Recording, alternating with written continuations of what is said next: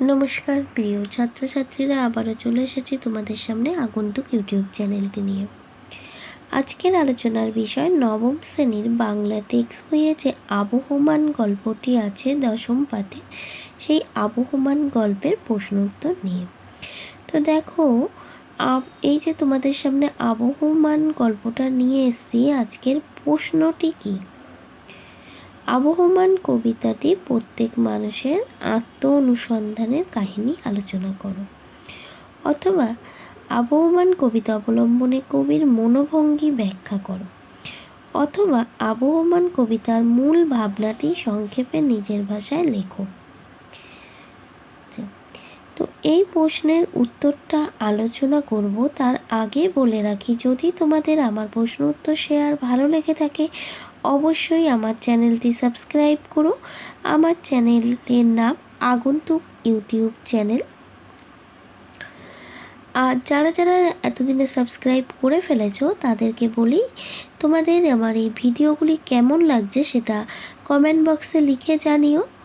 আরও যদি নতুন কিছু প্রশ্ন উত্তর জানার থাকে সেটাও লিখে জানিও, আমি তোমাদের আমার সাধ্যমতো দেওয়ার চেষ্টা করব। ও ভিডিওটি দেখা শেষে একটা লাইক করে দিও, তবে বুঝতে পারবো যে তোমাদের কেমন লাগছে। ঠিক আছে, তো ফিরে আসি আজকের আলোচনায়। আবহমান কবিতার মূল ভাবনাটি কি? এখানে তোমাদের সামনে আমি উত্তরটাকে তুলে ধরেছি, দেখতেই পাচ্ছ তোমরা পরিষ্কার। ঠিক আছে, তো দেখো এখানে আলোচনাটা কি ছিল, মূল ভাবনা। নীরেন্দ্রনাথ চক্রবর্তী আবহমান কবিতাটি প্রত্যেক মানুষের তার শিকড়ের কাছে, উৎসের কাছে ফিরে যাওয়ার কাহিনী। একদিন মানুষ গভীর ভালোবাসা দিয়ে ঘর বেঁধেছিল গ্রাম বাংলায়। তো দেশের মাটি আর জল হাওয়ার প্রতি ছিল সেই ভালোবাসা। কিন্তু দিন এগিয়েছে, নগর সভ্যতার বিকাশের সঙ্গে সঙ্গে মানুষও শহরমুখী হয়েছে। কিন্তু এই শহর জীবন মানুষের আরাম স্বাচ্ছন্দ্য পেলেও মনের শান্তি পায়নি। কেন না, যেহেতু শহর জীবন যন্ত্র সভ্যতার দম বন্ধ করা জীবনযাত্রার ক্লান্তি আর অবসন্নতা গ্রাস করেছে তাকে, আর তখনই তৈরি হয় তার গ্রাম জীবনে ফিরে আসার ইচ্ছা।